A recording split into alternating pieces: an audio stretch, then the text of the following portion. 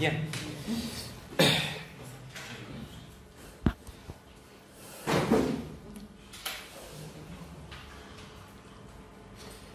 Donc, après avoir fait donc, la partie concernant les microservices, donc, vous venez de voir, en tout cas dans cette partie pratique, comment développer la partie back-end d'une application. Et qu'avec, par exemple, Spring Boot et Spring Cloud, principalement, vous pouvez créer donc, facilement des microservices. Alors, ça, c'est ce que vous êtes en train de voir au niveau de la partie back-end, c'est-à-dire comment créer une API REST qu'il faut d'abord mettre en place. Et après, par la suite, il vous faut la partie web. Alors, donc, vous voulez développer une application web, une application mobile. Alors, forcément, vous avez besoin donc de créer la partie front-end de l'application. Alors, pour développer la partie front-end de l'application, vous avez besoin d'utiliser un framework, principalement JavaScript. Alors, l'un des frameworks les plus connus, les plus utilisés, c'est Angular. Donc, c'est ce que je vais vous montrer. Comment travailler avec Angular pour développer des applications web, on va dire la partie front-end des applications web. Alors Angular, il n'est pas le seul parce qu'il y a d'autres frameworks que vous pouvez utiliser. A priori, bon, il y en a 3 qui sont souvent cités, notamment il y a React, Angular, React ou Vue.js. Il y a 3 frameworks qui sont souvent utilisés par les développeurs actuellement, c'est ceux qui travaillent en front-end. Donc nous on va utiliser donc Angular et par la suite il y a la partie développement web, développement mobile parce qu'il y a un cours sur le développement mobile dans lequel on va utiliser Ionic. Ionic également c'est un framework qui est basé sur Angular, donc ce qui fait que le fait de maîtriser déjà Angular, c'est que déjà vous avez pratiquement vous avez le prérequis nécessaire pour développer facilement des applications mobiles. Donc c'est aussi bien pour développer les applications web et mobiles. Donc Angular, c'est quoi d'abord? Angular, c'est un framework qui permet de créer la partie front-end des applications web de type single page application. Donc une application Angular, c'est une application de type SPA, single page application. Ça veut dire quoi? Ça veut dire qu'une application Angular, dans une application Angular, vous avez une seule page. Alors cette page, souvent c'est index.html, une seule page. Alors forcément, ce qui se passe, c'est que votre navigateur, généralement, il envoie une requête vers le serveur pour récupérer d'abord cette page index.html. Et cette page index.html, il va charger le framework Angular. Et avec le framework Angular, on va donc gérer tout ce qui est d'abord les IHM, c'est-à-dire comment afficher les données, comment envoyer des requêtes vers la partie back-end. Vous voyez donc à un moment donné, quand on peut cliquer sur des boutons par exemple, on envoie des requêtes HTTP vers la partie back-end. Et souvent, on fait appel à des API REST dans la majorité des cas. C'est ce que vous êtes en train de créer maintenant dans la partie back-end. Et pour développer l'API REST, la partie back-end de l'application, donc là, vous avez des technologies de préférence en fonction des frameworks que vous utilisez. Souvent, ceux qui travaillent avec PHP, ils vont utiliser des frameworks comme Laravel, comme Symfony. Ceux qui travaillent avec .NET, ils vont utiliser des frameworks comme Spring et d'autres, par exemple. Ceux qui travaillent avec .NET, ils vont utiliser donc .NET, .NET Core notamment principalement pour créer des API REST. Ceux qui travaillent avec Node.js, ils vont utiliser également des frameworks comme Express, comme Nest.js, etc. Donc il y a des frameworks dans chaque technologie, logiquement qui devraient vous permettre de créer facilement des API REST, notamment de créer la partie back-end de l'application. Et quand je dis bien la partie back-end, il y a la couche DAO, donc il vous faut des frameworks de mapping objet relationnel, etc. pour accéder aux données. Alors dans notre cas, dans le cas de Spring, c'est Spring Data, GPA Hibernate, donc forcément que nous utilisons dans cet exemple-là.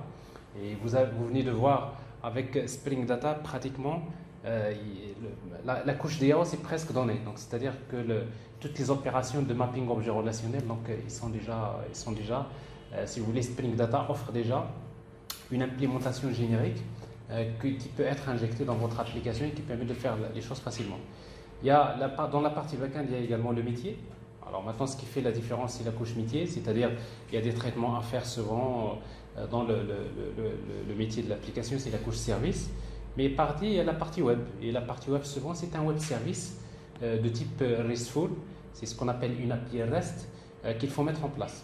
Alors, pour mettre en place une API REST dans une application Java J2E, donc vous pouvez utiliser le standard J2E comme JAX RS. JAX RS, c'est une spécification qui est créée pour créer des web services de type RESTful. Et comme c'est une spécification, il vous faudrait utiliser donc on va dire des implémentations de JAX-RS, comme par exemple Jersey, c'est une implémentation de JAX-RS. Alors là, mais si vous travaillez avec Spring, vous n'avez pas besoin forcément d'utiliser JAX-RS. Vous pouvez utiliser deux manières de créer des API REST. Soit vous utilisez donc REST Controller, c'est ce que vous allez faire dans cette partie-là, ou bien vous utilisez Spring Data REST. Alors la même chose avec Spring Data REST, pratiquement, vous ne faites rien. Pourquoi? Parce que vous avez une seule annotation que vous ajoutez à l'interface JPA Repository, par exemple, pour exposer l'ensemble des opérations de la couche DAO, notamment de la couche repository via une API REST. Donc globalement, il y a des solutions. Dans chaque technologie, il y a des solutions qui permettent de créer facilement des API REST. Alors en tout cas, donc ça, maintenant on ne va pas s'intéresser à cette partie-là, donc je suppose que la partie backend c'est fait. Donc on va plutôt s'intéresser à la partie front-end, c'est-à-dire comment travailler avec Angular. Alors d'abord, avant de vous parler du concept, comment ça marche Angular, d'abord les versions. Alors d'abord, Angular, il était connu par sa première version qui s'appelait AngularJS. En fait, AngularJS, c'était une ancienne version qui utilisait JavaScript d'abord, c'était la plus populaire depuis une dizaine d'années déjà. Il était utilisé pour développer la partie front-end des applications. Et pour travailler avec AngularJS, on utilisait le pattern MVC côté client. C'est-à-dire que ce que vous faites MVC côté serveur, vous le faites également avec AngularJS côté client. Ça veut dire vous créez, il y a un modèle, il y a un contrôleur, il y a des vues. Forcément, les vues c'est du HTML. Le contrôleur, c'est du JavaScript, et après le modèle, c'est des objets JavaScript dans lesquels vous stockez les données. Oui. Est-ce que Angular comprend seulement le format JSON?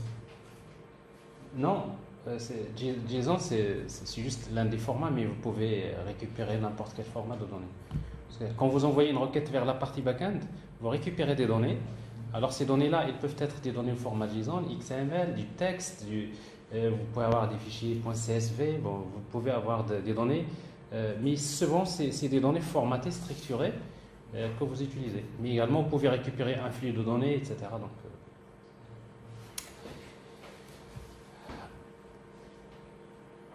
bien. Alors, ce que je n'ai pas dit également ici, c'est que Angular, c'est important, c'est qu'il se base sur ce qu'on appelle la programmation réactive. La programmation réactive, qui fait que, principalement, qui est basée sur un design pattern que vous avez déjà vu, c'est le pattern observer. Alors, ce qui fait que, grâce à ce mode de développement, souvent, à chaque fois qu'il y a des données qui arrivent, automatiquement, il s'affiche principalement au niveau de la vue, donc on n'aurait pas besoin à chaque fois de faire des rafraîchissements.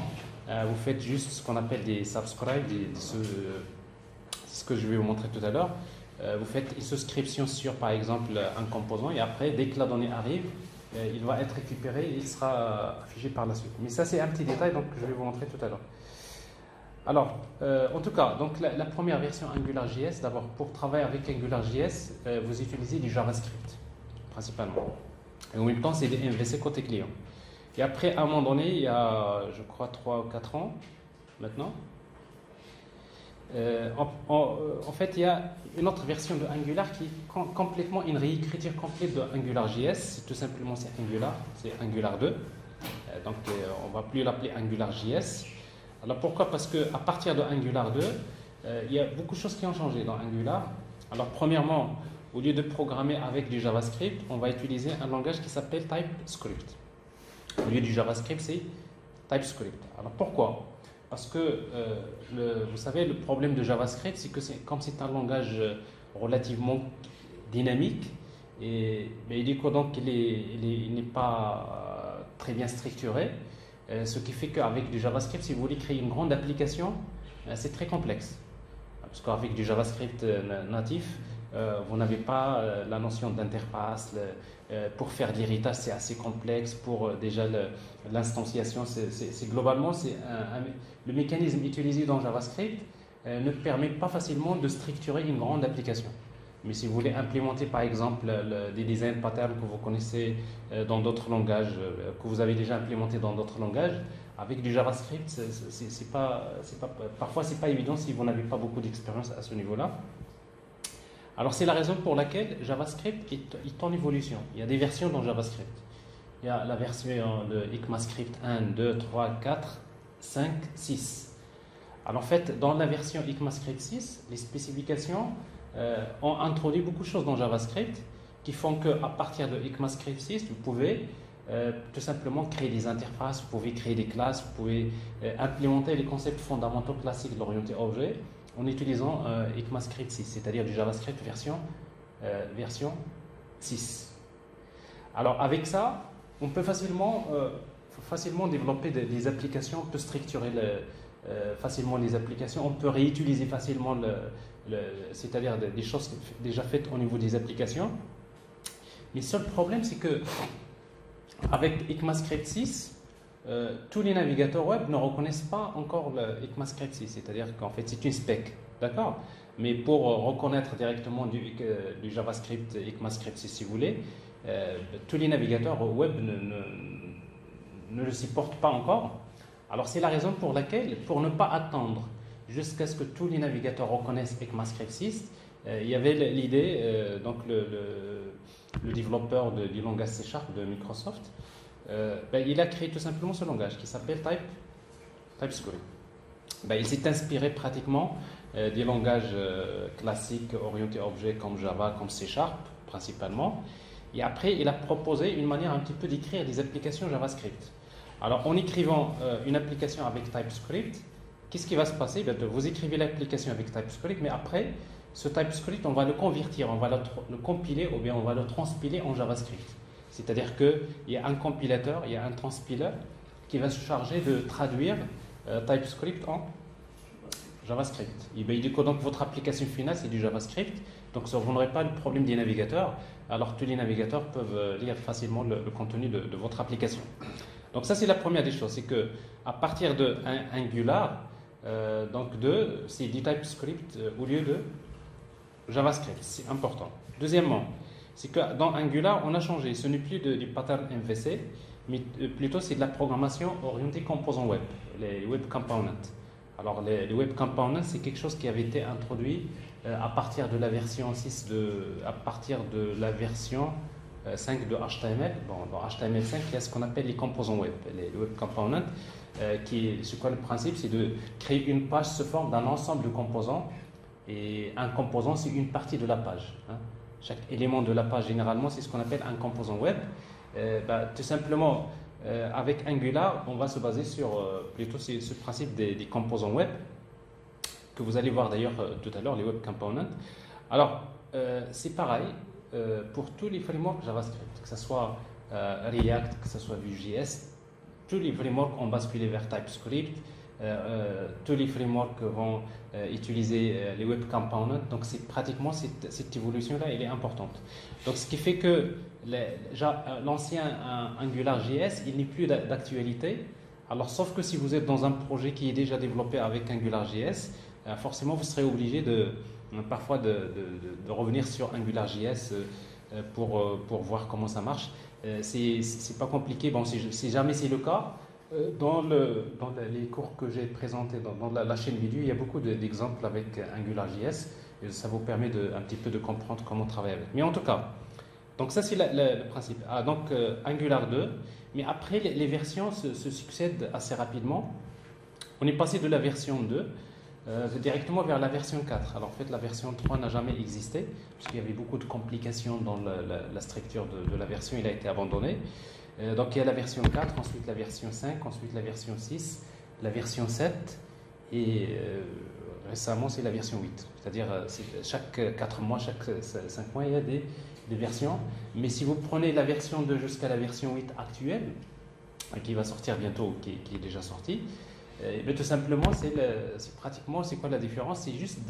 C'est de l'amélioration, mais ça reste toujours, c'est le même principe. C'est-à-dire quand vous dites Angular 2 ou bien Angular 8, vous êtes toujours dans la même logique. C'est toujours web component, c'est toujours TypeScript, c'est toujours le même principe, mais il y a toujours des améliorations.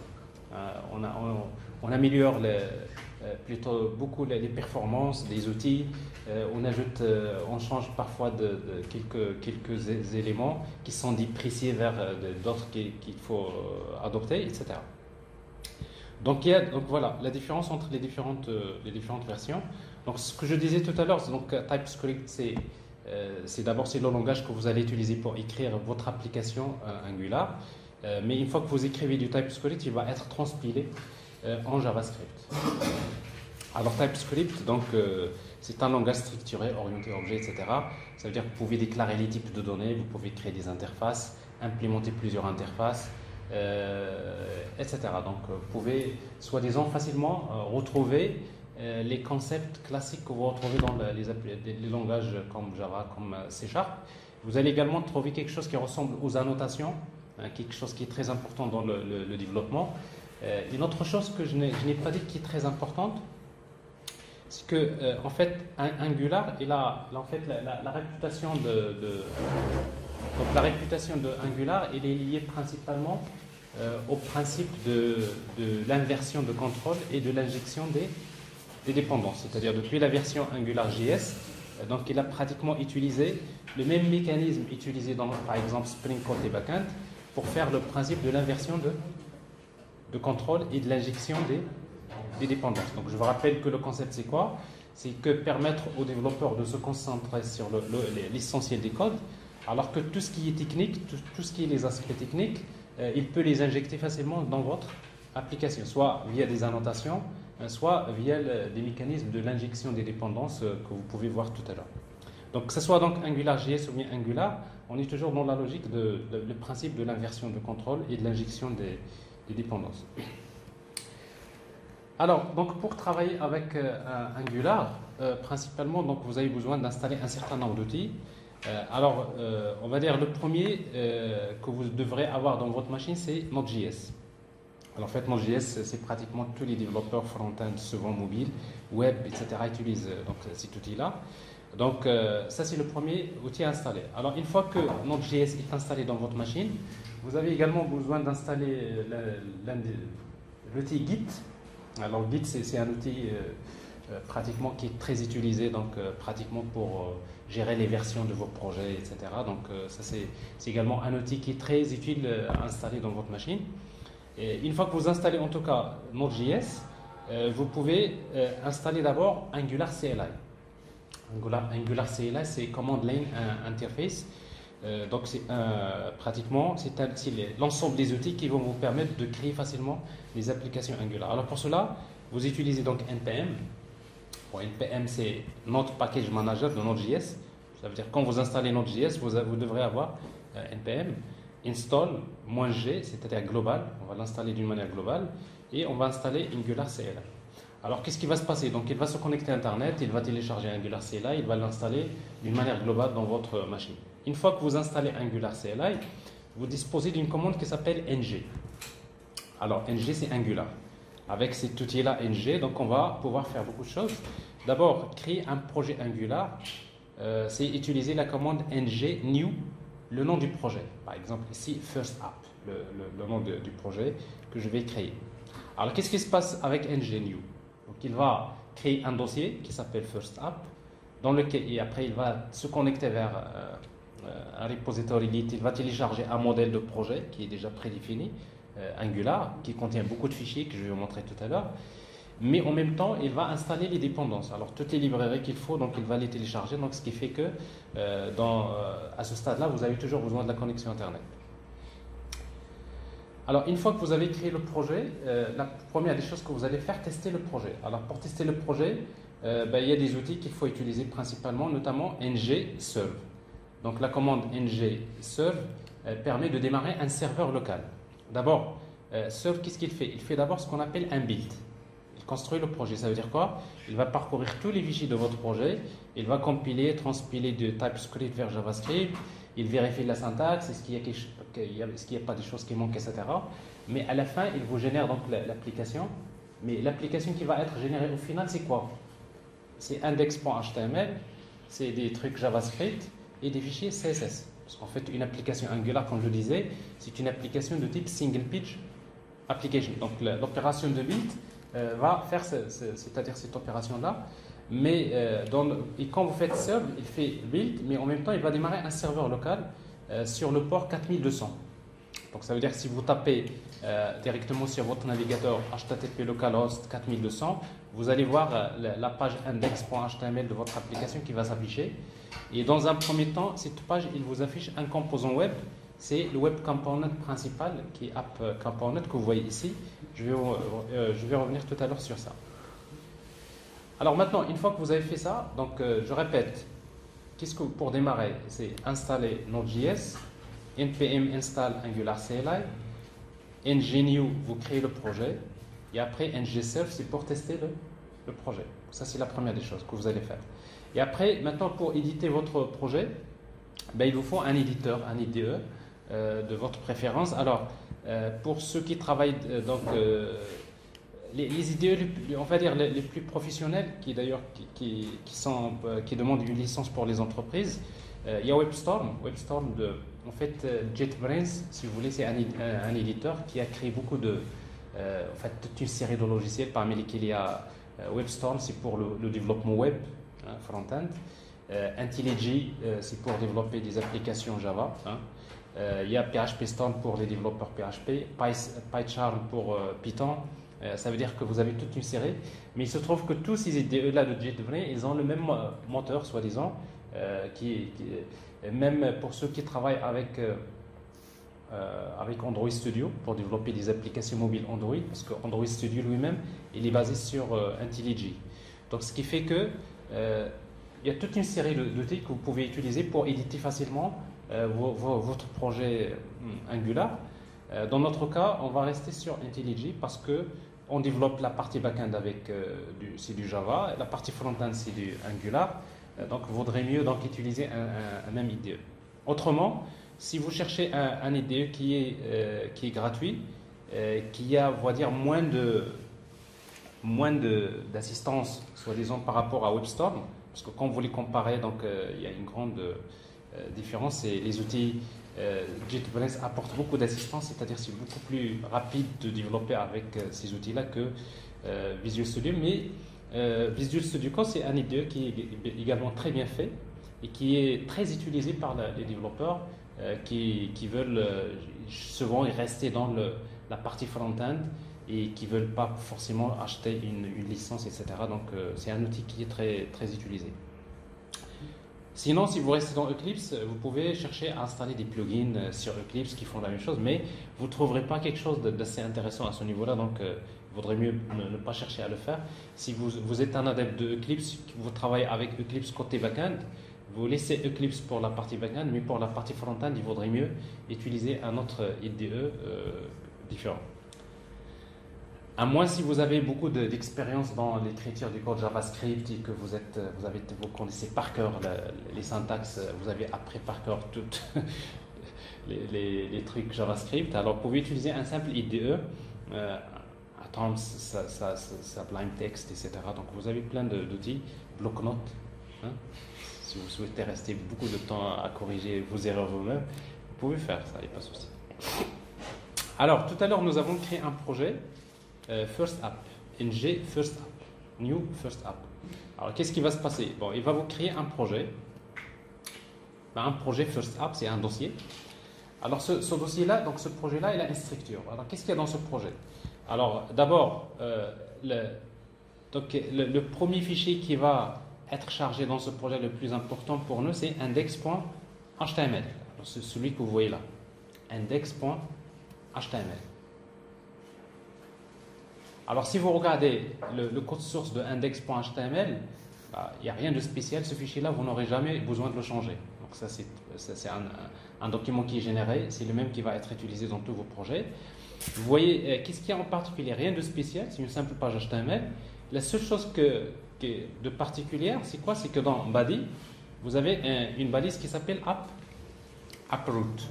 Donc, approot, c'est justement cet élément-là ou bien cette valise qui va insérer le composant, le web component principal. Le composant web principal, ça veut dire celui qui s'affiche là. Ce que vous voyez là, tout ce que vous voyez là, ce composant-là, c'est un composant qui est représenté par la valise approot.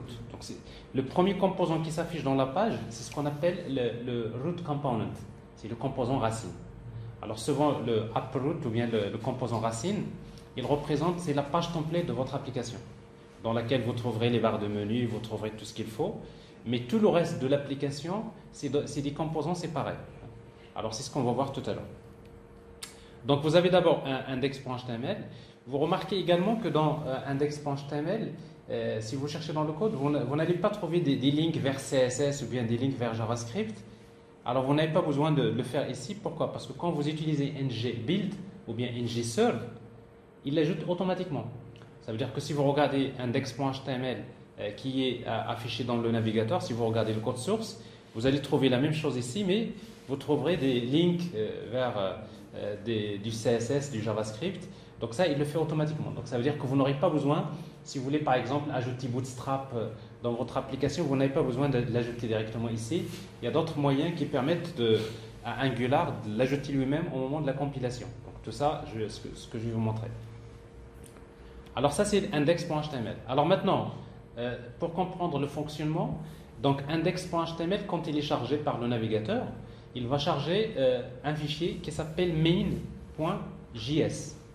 Alors en fait, main.js, c'est le point d'entrée de l'application Angular. Donc Angular, une fois qu'il est chargé, le premier fichier qui va être exécuté par Angular, si vous voulez, c'est main.ts. Alors ici, ts, c'est TypeScript, mais après, il va être converti en JavaScript. Tout ce que vous voyez là, c'est du TS, mais en réalité, donc, ça va devenir du JavaScript par la suite. Alors, qu'est-ce qu'il y a maintenant dans main.ts? Rien de spécial, il n'y a pas grand-chose. La même chose, c'est un fichier que vous n'aurez pas besoin de modifier, vous n'avez pas besoin de le changer. Alors, main.ts, qu'est-ce qu'il contient? Tout simplement, à part les importations des modules ici, vous avez ça, Platform Browser Dynamic, Bootstrap module, App module. Ça veut dire quoi? Ça veut dire que main.ts, il va charger un module principal de l'application. Alors, sachant qu'une application Angular se compose d'un ensemble de modules. Un ensemble de modules. Le premier module qui va être chargé, c'est ce qu'on appelle root module, le module principal. Mais il se trouve que dans le projet qui a été généré, il vous a déjà créé un module principal. Alors, ce module-là, comment il s'appelle? App module. Vous voyez donc, index.html, il exécute quoi? Main.ts. Main.ts va charger un module qui s'appelle app module. Maintenant, nous allons voir qu'est-ce qu'il y a dans app module. Alors, comme ça, on va enchaîner donc le fonctionnement. Alors, en fait, app module, c'est ce fichier que vous voyez là, app.module.ts. En fait, app.module.ts, donc d'abord, vous voyez, pour créer un module, c'est une classe. Alors, par la suite, tout ce que vous faites avec du TypeScript, c'est des classes. Classe app module, ça c'est une classe. Sauf que dans TypeScript, on va utiliser le mot-clé export, qui signifie... Alors, ce mot-clé export n'existe pas dans des langages comme Java et C#. Alors, quand vous voyez une classe export qui est marquée par export, ça veut dire qu'on peut l'importer. Parce qu'en fait, dans les autres langages, si vous voulez importer un package, vous l'importez. Mais ici, donc, si vous voulez qu'une classe, pour pouvoir importer une classe dans un autre module, il faut la marquer par export. Sinon, ce n'est pas possible. Donc, c'est la raison pour laquelle vous voyez souvent donc, des classes marquées avec export. Donc, c'est juste pour dire qu'on peut l'importer. Alors maintenant, un module, c'est quoi? Un module, c'est une classe qui est marquée par ce qu'on appelle un décorateur. En fait, un décorateur, c'est l'équivalent des annotations. Vous voyez, donc rappelez-vous, dans Java, il y a des annotations. Alors ici, il se trouve, c'est ce qu'on appelle les décorateurs. Alors, quand on parle décorateur, ça vous rappelle le pattern décorateur. C'est exactement ça, parce que les décorateurs, ils sont basés sur, justement, c'est le design pattern décorateur qui est utilisé pour résoudre pas mal de problèmes à ce niveau-là. Donc, le décorateur, en fait, le décorateur ng-module, pour vous, c'est une annotation. Alors, ng-module, pour dire que c'est un module. Et après, ng-module, il a un certain nombre d'attributs pour configurer le module. Alors, d'abord, vous avez déclaration. Alors, dans déclaration, c'est un tableau JavaScript dans lequel on déclare les web components, les composants web. Alors, tous les composants web que vous créez dans votre module, on a besoin de les déclarer ici. Alors, il se trouve que pour le moment, dans notre application, il y a un seul composant. Comment il s'appelle? App Component. Donc, à chaque fois qu'on ajoute un composant normalement dans ce module, il faut ajouter virgule, il faut le déclarer. Donc, ça sert à ça. Le module, d'abord, tous les composants que vous créez, ils doivent être déclarés ici. Ensuite, imports. Alors, c'est pour importer d'autres modules. Alors bien sûr, dans ce module-là, app module, nous avons besoin d'utiliser d'autres modules pour programmer, mais il se trouve que le framework Angular il est fourni par un ensemble de modules. Alors c'est donc le module principal qu'il faut utiliser absolument, c'est un browser module qui est pratiquement obligatoire. Mais après, on va ajouter d'autres modules. Par exemple, pour tout ce qui est la gestion des formulaires, notamment on va utiliser Forms module. Pour par exemple interagir avec la partie backend avec des requêtes HTTP, on va utiliser HTTP client module, etc. Donc au fur et à mesure que nous avons besoin de quelque chose, il faut le déclarer dans imports. Alors autre chose, dans une application Angular, il y a les composants web, les web components, mais il y a également ce qu'on appelle les services. Alors à l'image de ce qui se passe dans d'autres frameworks comme par exemple Spring. Alors en fait les services, alors tous les traitements, généralement, pour effectuer des traitements d'une manière générale, on a besoin de créer ce qu'on appelle un service. Bon, si vous voulez, les services, ça représente la logique métier de l'application, mais côté front-end. C'est-à-dire, en réalité, tout ce qui est les traitements suivants sont créés dans ce qu'on appelle des services. Et pour utiliser un service dans un composant, je peux utiliser plusieurs services. C'est normal, dans un composant web, je peux faire appel à des traitements, n'est-ce pas? Il se trouve qu'il y a des services qui sont déjà créés, que vous pouvez utiliser. Mais dans votre application vous-même, vous allez voir que vous aurez besoin de créer ce qu'on appelle des services. Et à chaque fois que vous déclarez un service dans le module, vous le créez, normalement, il devrait être déclaré dans Providers. Alors Providers, ici vous voyez un tableau qui est vide, il est fait aussi pour déclarer les services.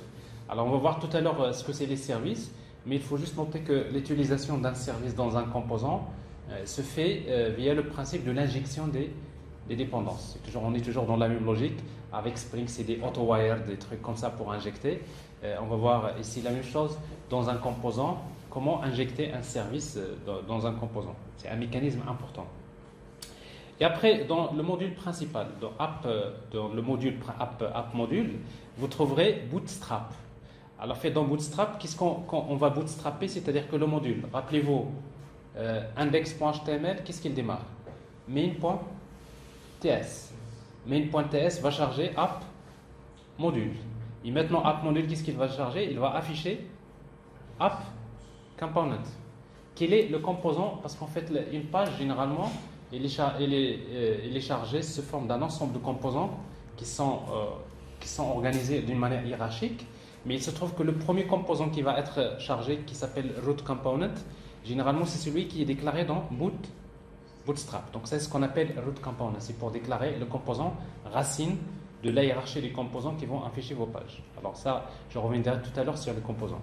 Alors la même chose, donc ça c'est un fichier, souvent que vous n'allez pas changer, mais parfois vous avez besoin d'ajouter manuellement des modules, les importer manuellement, donc c'est ce que nous allons voir. Alors maintenant, vous voyez ici maintenant, on est sur App Component. Donc vous voyez, donc quand vous démarrez ngServe, ici, ngServe, qu'est-ce que vous voyez là? C'est App Component. Mais derrière, c'est main.ts, le module est chargé. Dans le module, il y a un composant qui s'affiche. Alors maintenant, on va voir qu'est-ce qu'il y a dans un composant web. C'est quoi un composant? Qu'est-ce qu'il y a dans le App Component? En fait, App Component, un composant web, il se compose principalement de 4 fichiers qui se vendent. Alors, vous n'êtes pas obligé d'utiliser tous les fichiers des composants. 4 fichiers. Alors, quels sont ces fichiers? D'abord, il y a la partie HTML du composant. C'est ce qui va s'afficher. Un composant web, c'est ce qui va s'afficher dans la partie dans la page. Donc, ici, dans notre cas, nous avons le fichier app.component.html. Donc, app.component.html, donc c'est la vue. La partie vue du composant, c'est la partie HTML. Alors ici, donc, forcément, vous allez trouver du HTML qui affiche des choses, mais en même temps, qu'est-ce qu'on affiche dans la partie HTML? On va afficher des données qui sont déclarées dans la classe du composant.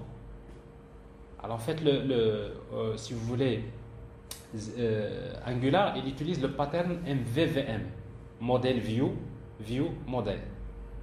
Alors en fait, la vue, c'est quoi? C'est la partie HTML, d'accord? C'est la partie HTML.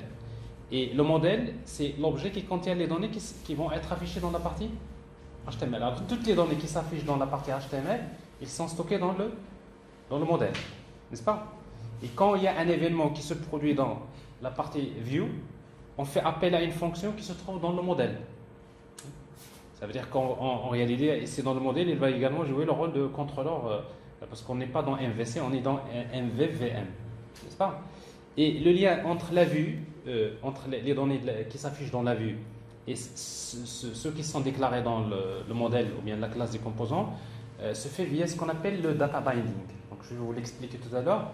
Le data binding, c'est la liaison des données. Alors ici, comme vous voyez, welcome to, qu'est-ce que j'affiche là? J'affiche une variable qui s'appelle title. Alors c'est pour cela que j'utilise en fait, les doubles accolades, double moustache si vous voulez.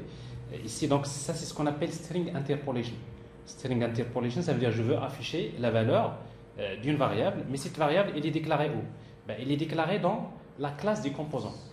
Alors, donc, un composant également, le composant principal, la classe principale du composant, dans notre cas, se trouve dans le fichier app.component.ts. Alors, vous voyez donc, un composant, c'est une classe, app.component. Ici, donc, je déclare une variable qui s'appelle title, dont la valeur, vous avez app. Alors, ici, pour afficher cette valeur-là dans la partie view, il suffit d'utiliser donc cette expression que vous voyez là, double accolade avec title. Donc ici, je suis déjà en train de faire ce qu'on appelle le data binding. Alors, un composant, c'est une classe qui utilise le décorateur component. Alors ici, et le décorateur component, il utilise donc 3 attributs pour caractériser un composant web. Il y a d'abord selector. Alors selector, c'est quoi en fait? C'est le nom de la balise, par exemple, que vous allez utiliser pour insérer ce composant dans la partie HTML. Alors ici, donc, comment selector, c'est uproot. Et ça vous rappelle quoi ce uproot là? Alors si je reviens vers index.html, qu'est-ce que vous voyez là? Vous voyez la balise uproot. Donc ça veut dire que pour afficher ce composant quelque part dans la partie HTML, il suffit d'utiliser le selector uproot. Mais nous allons voir que pour insérer un composant dans la partie HTML, on peut utiliser une balise comme ça, un selector comme balise, mais également on peut utiliser d'autres formes que je vais vous montrer tout à l'heure. Alors ici donc uproot, et après un composant, il a une partie HTML qui se trouve dans le fichier appcomponent.html, donc ça c'est template URL. Si vous voulez Angular, quand vous lui demandez de charger un composant, qu'est-ce qu'il fait Angular? Il va instancier cette classe appcomponent, il va l'instancier. Et quand il va l'instancier, ben, il va automatiquement chercher le fichier, il va afficher le fichier appcomponent.html. Et la même chose, un composant peut avoir son propre fichier CSS. Si vous voulez ne pas dépendre du style CSS de d'autres composants, un composant peut avoir son propre fichier CSS, c'est le fichier appcomponent.css. Alors ici donc, c'est pour cela qu'on le spécifie avec style URLs. Vous pouvez spécifier plusieurs fichiers CSS, mais ici donc il y a un fichier que vous voyez là, c'est appcomponent.css. C'est clair? Bon, on y va tout doucement. Alors ça c'est donc j'ai parlé de combien de fichiers? 3 fichiers. Donc la partie HTML des composants, c'est la view. La classe des composants, ça représente le modèle contrôleur si vous voulez. Et la partie CSS, vous voyez donc pour le moment, la partie CSS, elle est vide, il n'y a rien. Ça ne veut pas dire que tout CSS que vous allez utiliser là, il doit être déclaré là, parce que dans votre projet, vous allez remarquer, il y a un autre fichier qui s'appelle style.css. Il est là. Alors, si vous déclarez des styles CSS dans style CSS, c'est global. Ils peuvent être utilisés par tous les composants de l'application. Mais tout ce que vous déclarez dans appcomponent.css, il ne concerne que ce composant. Alors maintenant, le 4e fichier, ça s'appelle appcomponent.spec.ts. Alors faites appcomponent.spec.ts, donc c'est un fichier qui sert pour faire les tests unitaires. Alors dans pratiquement toutes les technologies, il y a des frameworks pour écrire ce qu'on appelle les tests unitaires. Par exemple, dans Java, on utilise JUnit pour créer des tests unitaires. Un test unitaire, donc c'est un test que vous écrivez pour vérifier, pour montrer si ce composant répond bien, c'est-à-dire à son objectif ou non, c'est-à-dire est-ce qu'il fonctionne ou pas. Alors pour faire un test unitaire, dans un premier temps, sans doute ce fichier-là, vous n'allez pas l'utiliser, il est généré, mais il faut quand même savoir, c'est que pour écrire un test unitaire dans le fichier spec-test, pour créer un test unitaire pour un composant, on utilise un framework qui s'appelle Jasmine. Jasmine, c'est un framework JavaScript, l'équivalent de JUnit, pour faire les tests unitaires. Donc si vous voulez écrire des tests unitaires avec JavaScript, Jasmine, c'est un framework qui est utilisé là. Donc ça veut dire que dans Angular, c'est là et vous avez une commande qui s'appelle ngTest. Si vous tapez ngTest sur ligne de commande, ça veut dire que vous demandez à Angular CLI d'exécuter tous les tests unitaires. Donc qu'est-ce qu'il fait ngTest? Il va parcourir tout le projet. À chaque fois qu'il trouve un fichier spec-test, il va l'exécuter. Et après, il va vous afficher à la fin quels sont les composants qui marchent, quels sont les composants qui ne marchent pas. Alors ça, quand vous serez sans doute en production, en entreprise, c'est extra important. Pourquoi? Parce qu'on n'acceptera pas, quand vous êtes dans une grande application, vous créez des composants, et quand vous créez des composants, il faut leur créer des tests unitaires. Et c'est très important quand vous allez faire, par exemple, la maintenance. À chaque fois que vous faites une modification quelque part dans un composant, le seul moyen qui va vous permettre de savoir est-ce que la modification que vous avez faite ne va pas entraîner ce qu'on appelle les effets de régression, des problèmes dans d'autres composants, c'est tout simplement d'exécuter la commande ngTest. Pourquoi? Parce qu'il va vérifier tous les composants, est-ce que tout marche bien, est-ce qu'il y a des erreurs, etc. Donc c'est quelque chose d'important. Mais dans un premier temps, pour la maîtrise de Angular lui-même, en tout cas, souvent, au niveau académique, on n'a jamais parfois le temps de travailler avec des tests unitaires parce que souvent c'est juste question de temps. Mais quand vous serez en entreprise, forcément vous aurez besoin d'utiliser ça. Alors, il y a maintenant, ça c'est la structure. Donc, vous voyez donc déjà, ça vous trace en quelque sorte comment ça marche Angular. Alors maintenant, pour travailler avec Angular, il y a d'abord les modules. Alors ce que je disais tout à l'heure, c'est qu'une application Angular se compose d'un ensemble de modules. Alors c'est très important dans un grand projet de le décomposer en plusieurs modules. Mais vous pouvez créer toute une application avec un seul module. Et minimum, il y a un module. Et ce module-là, c'est tout simplement le module que je viens de vous montrer tout à l'heure, c'est app module. Alors, le premier module qui est chargé, c'est ce qu'on appelle le module principal. C'est app.module.ts.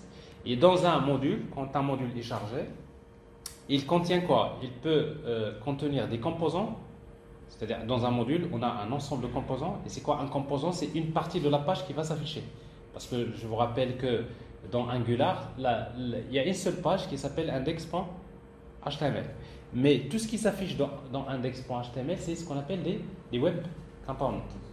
Alors maintenant, il se trouve que les composants, généralement, le premier composant qui va être chargé, c'est ce qu'on appelle root component. On vient de le voir tout à l'heure, c'est app component. Mais à l'intérieur de app component, on peut faire appel à d'autres composants. Et chaque composant peut faire appel à d'autres composants. Ça veut dire quoi? Finalement, toute votre page index.html, c'est une hiérarchie de composants. Je vous donne juste un exemple ici, une vue. Par exemple, la page que vous voyez là, par exemple, c'est la page complète. Alors, vous pouvez dire que ça c'est quoi ça? C'est root component. C'est lui qui va englober tous les composants. Ça peut être un web component, ça peut être un web component, cette partie-là, c'est un web component. La même chose ici. Donc, ça veut dire que chaque partie de la page, c'est un composant. Mais rien ne vous oblige de dire, tout ça, pour moi, je peux faire tout ça dans le même composant root component. C'est-à-dire, dans app component, je peux mettre tout ce que je veux. Mais c'est pas bien. Parce que si vous tentez de faire tout dans le même composant, ce n'est plus de la programmation orientée composant. Donc, c'est que vous cherchez pratiquement à ignorer la puissance de travail avec des composants. Pourquoi? Parce que quand vous créez des petits composants dans votre application, c'est plus facile de les réutiliser. Parce que le même composant, on peut le réutiliser dans plusieurs applications, dans plusieurs parties de l'application. Et surtout pour éviter de faire des copier-coller. Parce que dans un projet, dès que vous êtes en train de copier le même code dans plusieurs parties de votre application, alors ça, il faut s'arrêter. Parce que c'est de la mauvaise pratique de programmation. Il faut dire, je vais créer un composant. Une fois que je le crée, ben, c'est le même que je vais réutiliser. Alors donc, dans un module, il y a les web components, il y a les composants web d'abord. Et après, il y a les services. Alors généralement, dans un composant, comme je disais, un composant se compose principalement il y a la vue, il y a le modèle. La vue, c'est la partie HTML. Quand je clique par exemple sur un bouton, j'appelle en fait une méthode dans la classe du composant qui va faire un traitement. Mais pour effectuer des traitements, souvent on a besoin d'utiliser les services. Donc en fait, un service, c'est la partie dans laquelle souvent on va faire appel à la partie back-end. Quand vous appelez un service, c'est là on va utiliser une requête vers la partie back-end pour récupérer des données en format JSON et après on va les retourner vers le composant qui va les afficher. Alors, est-ce que vous êtes obligé d'utiliser les services? Non. Je peux faire tout avec les composants. C'est-à-dire dans la classe du composant, je peux également faire appel à la partie back-end, je peux récupérer des données, puis je peux les afficher et je peux carrément ignorer les services. Mais il y a un problème. C'est quoi? C'est que quand vous travaillez comme ça, c'est que vous allez... quel est le moyen qui va vous permettre de partager des choses en commun entre plusieurs composants? Parce que vous allez créer plusieurs pages, plusieurs composants. Alors, quand vous faites par exemple l'authentification, une fois que vous êtes authentifié, forcément dans le contexte de l'application, on a besoin de garder le rôle de l'utilisateur, est-ce qu'il est authentifié, etc., etc. Donc plein d'informations. Mais il se trouve que ces informations-là, on va les utiliser dans différentes parties de l'application. Alors, quel est le moyen qui va nous permettre de réutiliser les mêmes traitements et les mêmes données dans tous les composants? C'est les services. Donc, ce qui fait que à chaque fois que vous voulez faire un traitement, il vaudrait mieux créer un service. Et l'utilisation d'un service dans un composant se fait via le principe de ce qu'on appelle l'injection des dépendances. Alors, un service, il est injecté. Un service, il est instancié une seule fois dans l'application. Et quand il est instancié, à chaque fois que vous avez besoin de l'utiliser dans l'application, tout simplement, on va l'injecter. Tout à l'heure, je vais vous montrer comment le faire. Alors, en plus des services, il y a également ce qu'on appelle les pipes. En fait, les pipes, ils sont utilisés, c'est pour formater les données. Alors, quand vous allez par exemple afficher la date de naissance, vous utilisez, comme je viens de montrer tout à l'heure, date, par exemple, ici. Alors, ici, donc, date, vous avez ici une variable date de naissance, vous mettez date de naissance, mais après, vous mettez un pipe, barre verticale, n'est-ce pas? Et après, vous dites la date, je veux l'afficher en quel format, l'année, le mois, le jour, etc. Donc, alors, si vous voulez formater les nombres, vous voulez formater les dates, vous voulez formater des chaînes de caractères, on utilise ce qu'on appelle les pipes. Mais il se trouve qu'il y a des pipes qui sont définis par défaut dans Angular, que vous pouvez utiliser, quand formater les nombres, les dates, etc. etc. Mais vous-même, vous pouvez créer un pipe. Par exemple, imaginez que vous voulez afficher... Vous avez une chaîne de caractères, alors que vous voulez afficher que les 6 premiers caractères de la chaîne. Alors dans ce cas-là, vous pouvez peut-être utiliser un pipe vous-même que vous personnalisez et qui permet de faire ce travail. Donc généralement, c'est pour formater les données. Et après, il y a les directives. Alors en fait, les directives, c'est quelque chose qui existe déjà dans HTML5. Vous savez, par exemple, dans HTML5, quand vous utilisez input type égale texte, vous mettez required. Alors quand vous mettez required, ça veut dire c'est obligatoire. En fait, required, vous ne mettez pas required égale valeur. Vous mettez que required. En fait, required, ce n'est pas un attribut, c'est ce qu'on appelle une directive.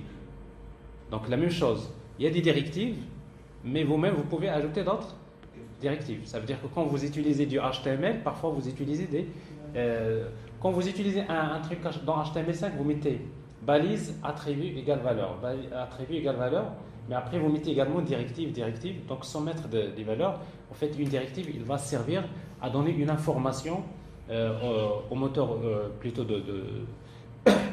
qui fait le rendu du HTML, notamment pour générer le rendu. Alors ça c'est, dans un premier temps, vous avez besoin de connaître les composants et les services. Alors d'abord les composants.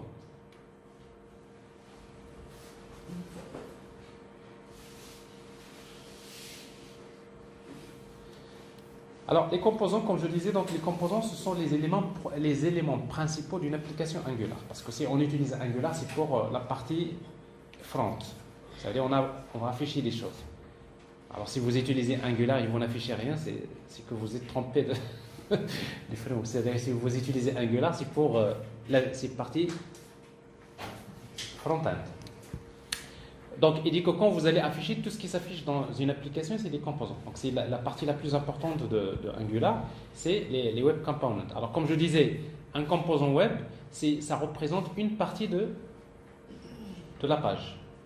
Et plus vous découpez votre application en plusieurs composants, mieux votre projet sera structuré. Alors maintenant, pour créer un composant, alors par défaut, il y a un composant qui est chargé par défaut, c'est root component. C'est le composant que je vous ai montré tout à l'heure qui s'appelle app component, n'est-ce pas? En fait, app component, c'est le composant racine. Mais après app component, donc on a besoin d'ajouter d'autres composants. Alors pour créer un composant, comment générer un nouveau composant? On va utiliser la commande ng generate component et après vous spécifiez le nom du composant. Donc, tout simplement l'abréviation NGGC. G ça veut dire generate, C ça veut dire component. Alors la même chose quand on va générer un service tout à l'heure, on va dire NGGS, generate service. Donc, alors en tout cas, quand vous dites ng generate component, parce que si vous utilisez Angular CLI, ça veut dire que pour créer un composant, vous-même vous allez créer 4 fichiers, n'est-ce pas? Les 3 fichiers des composants. C'est un peu lourd. Alors ici avec ng, il vous génère quoi? Ici on va générer 2 composants, ng generate component about et ng generate component contact. Alors ici donc vous voyez qu'est-ce qu'il fait? Il va vous générer un dossier qui s'appelle about dans lequel il y a les 4 fichiers dont j'ai parlé tout à l'heure. Il y a la partie HTML, il y a la classe des composants, la partie TypeScript, il y a la partie CSS et après il y a le .spec.ts pour les tests unitaires. Alors vous avez les 4 fichiers qui sont générés. Mais en même temps, vous allez remarquer quelque chose, c'est que quand vous créez le composant, il crée 4 fichiers, mais en même temps, il fait un update. Il fait update quoi? Quel fichier? C'est app.module.ts. Pourquoi? Nous avons dit tout à l'heure que dans un module, voilà, dans le module app.module.ts, il y a déclaration, n'est-ce pas? Alors normalement dans déclaration, à chaque fois que vous créez un composant dans le module, il faut le déclarer ici. C'est la raison pour laquelle il va l'ajouter. Donc il l'ajoute selon en tout cas c'est-à-dire les utilisations, parce que parfois vous allez voir quand vous travaillez avec plusieurs modules, donc vous n'avez pas toujours besoin de déclarer les composants dans le module principal, n'est-ce pas? Parce que chaque composant va être déclaré dans son propre module. Et dans ce cas-là, ça va nous éviter de déclarer une centaine de composants dans le même fichier. Donc je vais vous montrer tout à l'heure ça. Donc ici, il fait cette opération. Donc vous n'avez pas besoin de le faire manuellement. Donc quand vous le créez, il le déclare également. Alors ici, donc vous avez, une fois que vous le créez, donc vous voyez, il y a un composant, c'est 3 fichiers. Il y a la partie HTML. Vous trouverez par défaut, par exemple, About Works. Vous trouverez, c'est la classe des composants. Alors remarquez qu'un composant, si mon composant je l'ai appelé About, il me crée automatiquement une classe qui s'appelle About Component. C'est-à-dire la classe des composants, c'est About avec A majuscule. Component, ça respecte la typologie. Et un composant, généralement, implémente une interface qui s'appelle init. Et quand vous implémentez l'interface en init, ça veut dire que vous serez obligé de redéfinir la méthode ng on init. En fait, la méthode ng on init, c'est la méthode qui s'exécute juste après pour l'initialisation du composant. C'est-à-dire, une fois que le composant s'affiche, la première méthode qui s'exécute, c'est la méthode ng on init. Alors, ça veut dire si vous voulez faire des traitements, vous voulez faire quelque chose au chargement du composant, vous le faites souvent dans la méthode ng on init. Mais après, il y a le constructeur. Alors, le constructeur, à quoi il sert? Il sert souvent pour l'injection des dépendances. Alors, pour injecter un service dans un composant, il suffit de le déclarer comme paramètre au constructeur. Donc, je vais vous montrer tout à l'heure comment on le fait, mais le constructeur, il va être utilisé pour faire l'injection des dépendances. Et après, vous avez la partie CSS. Alors, remarquez selector, j'ai parlé tout à l'heure, selector, il permet de spécifier donc le nom de la balise, si vous le faites comme ça, mais selector, on peut spécifier ça. Alors, vous avez selector égale about. Alors, si vous faites ça, ça veut dire que c'est une balise. Ça veut dire que le composant va s'insérer de la manière suivante. About / about. Vous pouvez faire ça. Selector égale about entre crochets. Alors, dans ce cas-là, pour insérer ce composant, vous l'utilisez comme directive. C'est-à-dire, vous utilisez par exemple un div et vous ajoutez tout simplement about. Dans ce cas-là, c'est le composant about qui va s'afficher à l'intérieur de ce div. La troisième solution, c'est d'utiliser point. Selector égale point about. Dans ce cas-là, pour insérer ce composant, on va utiliser l'attribut classe, CSS. C'est-à-dire, vous utilisez div, classe égale about. Donc, vous voyez donc dans Angular, parfois, si vous voyez classe égale, ce que vous voyez là dans classe, ce n'est pas forcément une classe CSS. Ça peut représenter carrément un composant. La preuve, c'est ça. Et après, donc, l'élément ici, template, vous pouvez spécifier soit template URL, et dans ce cas-là, vous spécifiez le fichier qui représente la partie view du composant, ou bien vous utilisez template directement. Alors, dans ce cas-là, vous écrivez directement le code HTML. Et si vous mettez template, directement, on peut écrire des codes HTML de ce composant. Mais ce n'est pas assez pratique. Souvent, on le fait quand on a juste un peu de code HTML pour le composant. On peut toujours l'écrire directement ici, sans avoir besoin de créer un fichier carrément pour ça. C'est clair? Alors ça, c'est les composants. Alors, une fois vous créez les composants, oui, donc ça c'est le composant. Alors dans notre cas ici, notre application, il contient maintenant 3 composants. Vous voyez, donc il y a app module qui est chargé en premier lieu. Lui, il va charger le composant app component. Mais regardez maintenant, à l'intérieur de app component, je vais insérer app about. Et je vais également insérer app contact. Bon, le premier, j'ai utilisé donc une balise, et le deuxième, j'ai utilisé une directive. Et qu'est-ce qui va se passer? Donc, vous avez le module, vous avez app component, c'est root component, et lui-même, il va afficher app about et contact component. Alors, forcément, pour afficher un composant à l'intérieur d'un autre, pour afficher un composant, on ne va pas toujours utiliser donc les directives, mais on va voir, il y a ce qu'on appelle un système de routage. Un routeur qui permet à un moment donné d'indiquer pour chaque route quel est le composant qui va être affiché d'une manière dynamique. Donc c'est ce qui fait que le contenu d'une page, quand vous cliquez sur des liens, va changer en fonction de la route qui va être utilisée. Alors, toujours dans les composants, sans doute la partie la plus importante et la plus généralement séduisante dans Angular, c'est ce qu'on appelle le data binding. Alors, comment afficher des données dans la vue, dans la partie HTML, qui sont déclarées dans la classe des composants. Vous voyez, donc la classe des composants, c'est le modèle, et la partie HTML, c'est la vue, MVVM.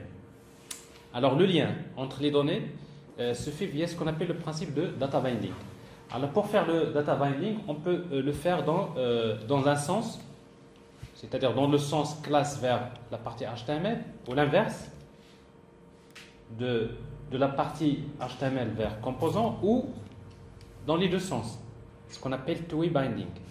Alors par exemple, quand vous utilisez cette directive-là, c'est-à-dire quand vous utilisez, vous avez dans la classe des composants, vous avez une variable data qui est déclarée, qui contient une donnée.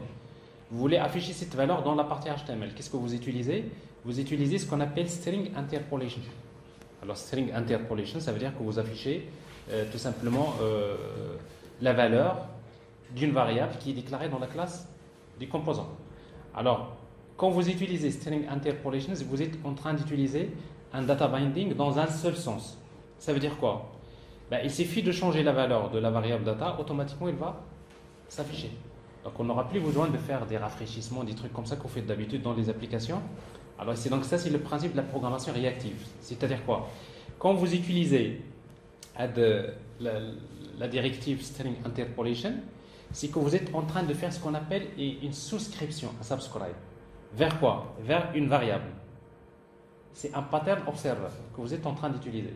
C'est comme si vous êtes en train de dire j'observe cette variable. Ça veut dire quoi? Dès que la valeur de la variable change, automatiquement, c'est-à-dire le composant qui affiche, il va être notifié, donc si vous voulez, la valeur va s'afficher. Donc ça, c'est le pattern observer que vous avez déjà vu. Alors également, dans le output data, c'est-à-dire dans ce sens-là, on peut utiliser également ce qu'on appelle property binding au lieu de string interpolation. Alors pour utiliser le property binding, on utilise propriété entre crochets égale data. Ça veut dire quoi? Ça veut dire que, je vais vous montrer tout à l'heure un exemple, ça veut dire que tout simplement dans l'élément HTML, il va vous ajouter un attribut qui porte le même nom de la propriété et sa valeur, c'est tout simplement la valeur de la variable data qui se trouve dans le composant. Tout à l'heure, je vais vous montrer un exemple, comment utiliser property binding. Alors après, vous avez le data binding dans l'autre sens. C'est React to User Events, c'est-à-dire quand vous cliquez sur un bouton, par exemple, vous voulez faire quelque chose. Ici, vous utilisez les événements de Angular Second, c'est entre parenthèses. Quand vous trouverez clic, c'est-à-dire c'est quand je clique sur le bouton. Alors quand je clique sur le bouton, j'appelle DoSum. DoSum, ça représente quoi? Ça représente, c'est une fonction qu'il faut déclarer dans la classe du composant. Quand je clique sur le bouton, j'appelle la méthode ou bien l'opération DoSum. Alors ça, c'est le data binding dans l'autre sens. Et après, donc avec Angular, maintenant, vous n'aurez plus besoin, il ne faut jamais utiliser les trucs HTML classiques, on clique, etc. Pourquoi? Parce que ici, donc, à chaque événement qui se produit, il faut faire appel à la classe des composants. Tous les événements qui se produisent dans la vue, on appelle un traitement dans la classe du composant. Alors c'est pour cela que vous utilisez des directives, des événements de Angular. Ils sont souvent entre parenthèses. Click, double click, change, etc. Alors tous les événements que vous connaissez, vous les trouverez donc comme ça. Et après, il y a ce qu'on appelle two-way binding. Alors two-way binding, ça veut dire que vous avez le binding dans les deux sens. Souvent, on les utilise pour les formulaires. Alors vous voulez par exemple saisir une donnée. Donc vous utilisez input type égal texte. Mais après, vous utilisez ici une gmodel, entre parenthèses, entre crochets. Alors, entre parenthèses, ça veut dire le data binding dans un sens. Entre crochets, c'est le data binding dans l'autre sens. Ça veut dire quoi? Si vous mettez une gmodel égale data, ça veut dire que cette zone de texte, ça veut dire que input, la donnée que je vais saisir dans cette zone de texte, tout ce que je vais saisir dans cette zone de texte, automatiquement, elle va être stockée dans la variable data. Bon. Donc, tout ce que je vais saisir en temps réel, tout ce que je suis en train de saisir, il va directement vers la variable. Je n'ai pas besoin d'attendre jusqu'à ce que je fasse un clic pour récupérer la donnée. Donc, il s'agit bien d'un data binding, c'est bien ça la programmation réactive. Chaque caractère que vous saisissez, la variable, il est changé, si vous voulez. Et l'inverse. Alors, si je change la variable dans la classe des composants, la valeur va s'afficher dans la zone de texte. Donc, ça se fait dans les deux sens. Alors, ça, c'est ce qu'on appelle data binding. Alors, maintenant, pour résumer ce principe-là, donc il y a un exemple d'application sur lequel vous pouvez apprendre tout ce que je viens de dire maintenant. Donc, c'est juste un exemple dans lequel je voudrais d'abord, par exemple, dans la classe des composants, je voudrais afficher des données. Alors remarquez, donc ça c'est ce qui va s'afficher, c'est la partie view du composant. Et ici donc j'ai la classe des composants, about component, dans lequel je vais déclarer un objet, une variable info, c'est un objet JavaScript, qui contient 3 attributs. Le nom, email, téléphone. Alors ça c'est quoi ça?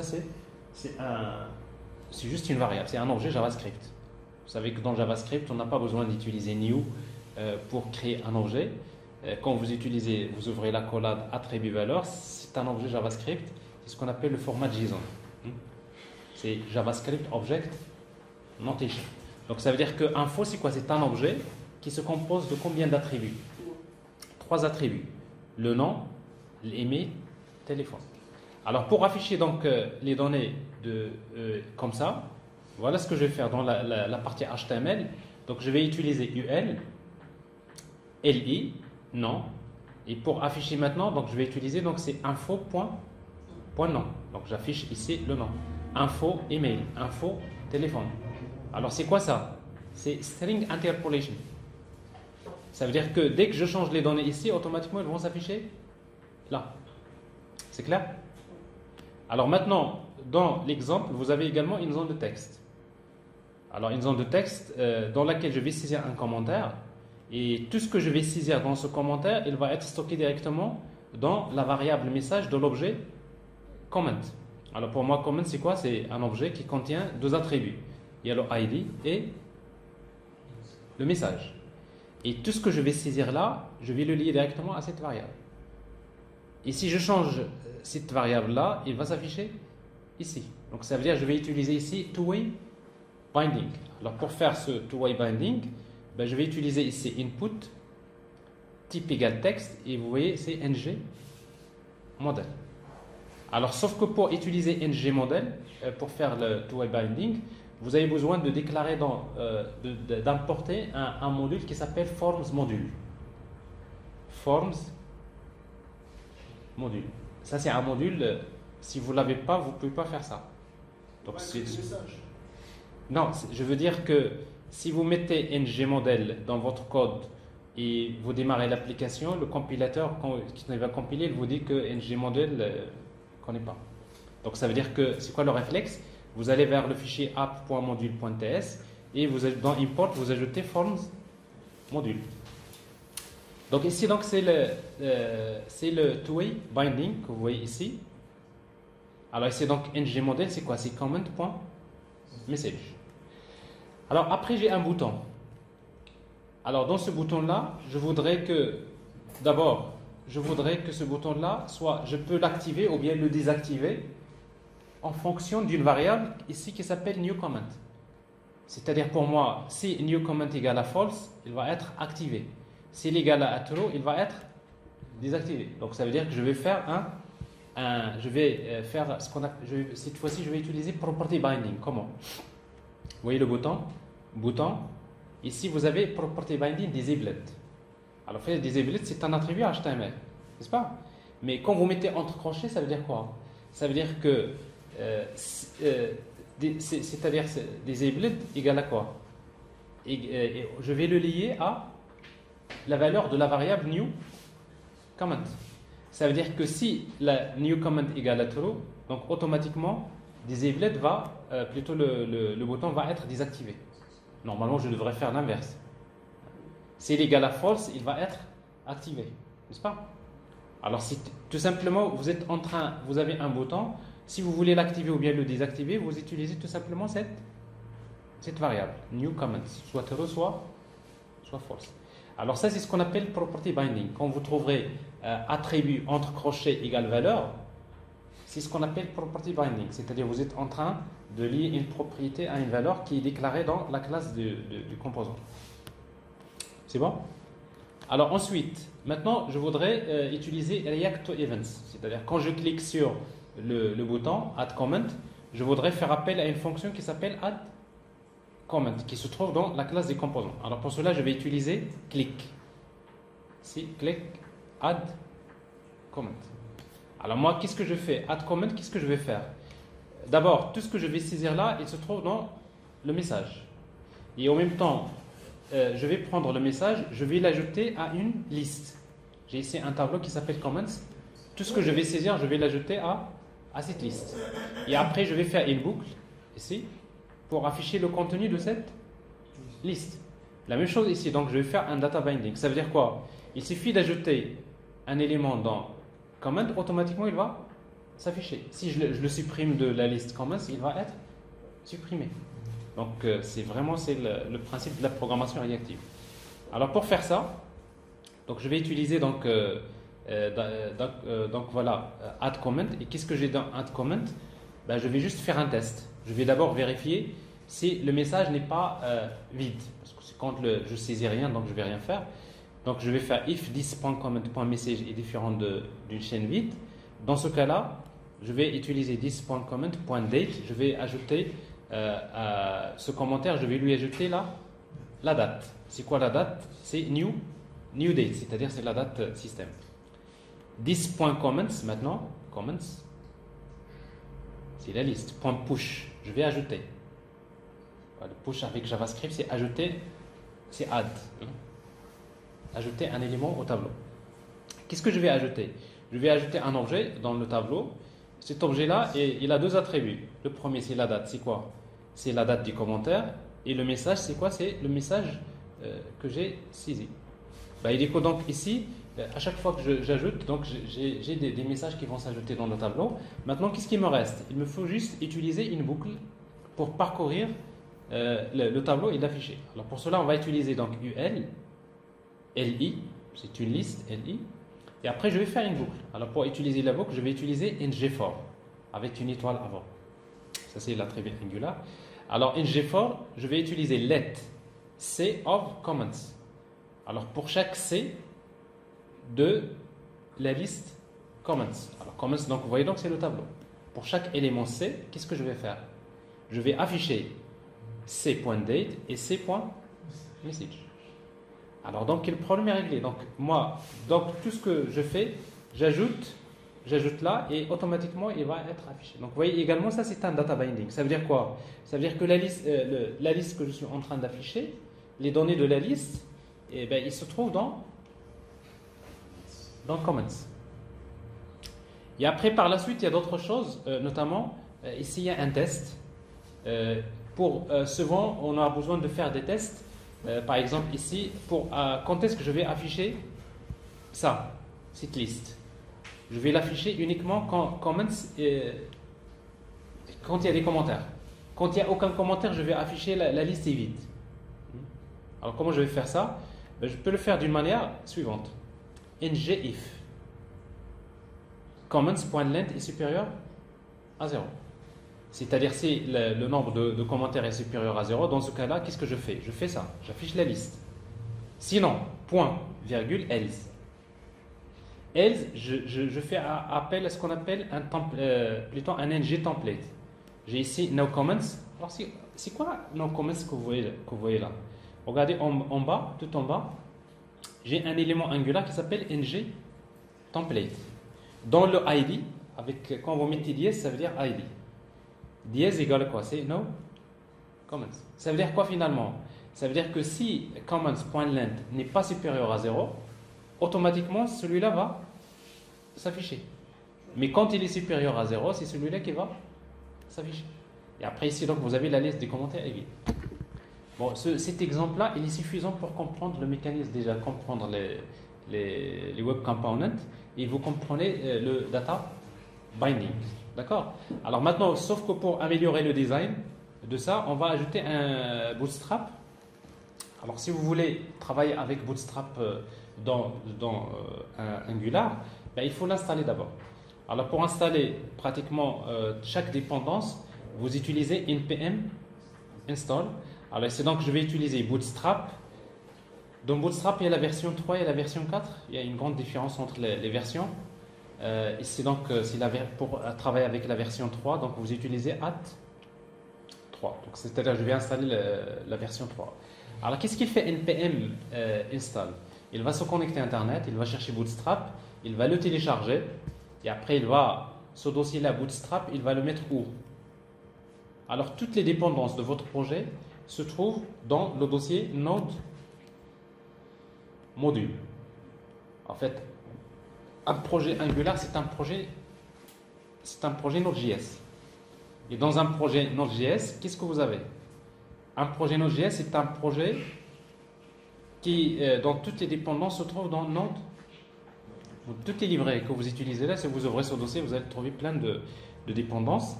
Alors moi, maintenant, je veux ajouter Bootstrap. Ok? Alors pour l'ajouter, donc vous utilisez npm install Bootstrap.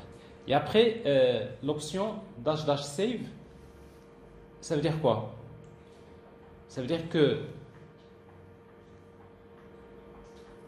Vous savez ce que c'est? Non? Voilà ce que ça veut dire. Regardez. Un projet Angular, c'est un projet Node.js. Et un projet Node.js, c'est un projet qui contient un fichier qui s'appelle package.json. Alors, en fait, package.json, c'est le fichier dans lequel on déclare les dépendances, à l'image de POM XML de Maven. Donc, vous êtes dans le POM XML de Maven, à chaque fois que vous voulez une dépendance, il faut la déclarer dans POM XML. La même chose ici, normalement, dans un projet Node.js, à chaque fois que vous voulez une dépendance, il faut la déclarer dans package.json. Et si vous voulez installer les dépendances qui sont déclarées dans package.json, il suffit de taper la commande npm install tout court. Quand vous mettez npm install, vous ne spécifiez rien, qu'est-ce qu'il fait? Il va lire le contenu du fichier package.json et après il va installer toutes les dépendances. Mais il se trouve maintenant, si vous mettez npm install Bootstrap, il va télécharger Bootstrap, il est là, mais en même temps je vais lui demander de l'enregistrer dans le fichier package.json. Cette dépendance, il va l'enregistrer. Comme ça, si vous voulez le réinstaller dans une autre machine, votre projet, vous n'avez pas besoin de le faire manuellement, n'est-ce pas? Alors, toutes les dépendances que vous installez manuellement, il faut les enregistrer dans le fichier package.json. C'est pour cela que vous utilisez donc l'option Save que vous voyez là. Alors maintenant, si vous avez installé Bootstrap, il faut l'intégrer. Et pour l'intégrer, vous pouvez aller vers le fichier index.html et vous mettez link, etc. vers le fichier bootstrap.main.css. Alors ça, c'est déconseillé. La deuxième solution, c'est la plus simple, c'est d'aller vers un fichier qui s'appelle angular.json. Dans la version 4, ça s'appelait angular CLI.json, mais à partir de la version 6, ça s'appelle tout simplement angular.json. Donc, dans le fichier angular.json, vous allez trouver ici styles. Et dans styles, vous trouverez déjà style.css. Alors, si vous rappelez style.css, c'est quoi? C'est le fichier style.css dans votre projet, dans lequel vous déclarez les styles globaux. Il est inclus toujours dans index.html. Et après, vous allez ajouter ça. Ben, vous allez ajouter tout simplement node module, bootstrap, dist, css, bootstrap.min.css. Alors, il y a une différence entre la version 4 et la version à partir de la version 6, notamment. Et là, le chemin, vous n'avez plus besoin de faire point slash. Point slash, c'est pas la peine, vous écrivez directement node module. Pourquoi? Parce que dans la version, si vous installez maintenant la version 7, vous allez trouver que le fichier angular.json se trouve directement, voilà, dans la racine du point. Ici donc, angular.json, il se trouvait avant dans le dossier source. Parce que c'est pour cela qu'il faut faire point slash et après vous allez vers node module. Maintenant, il se trouve directement dans la racine du projet. Donc ça veut dire que vous écrivez directement node module. Alors toujours d'une version à l'autre, il y a quelques petites adaptations. Si vous suivez les vidéos, donc vous allez comprendre comment faire ça.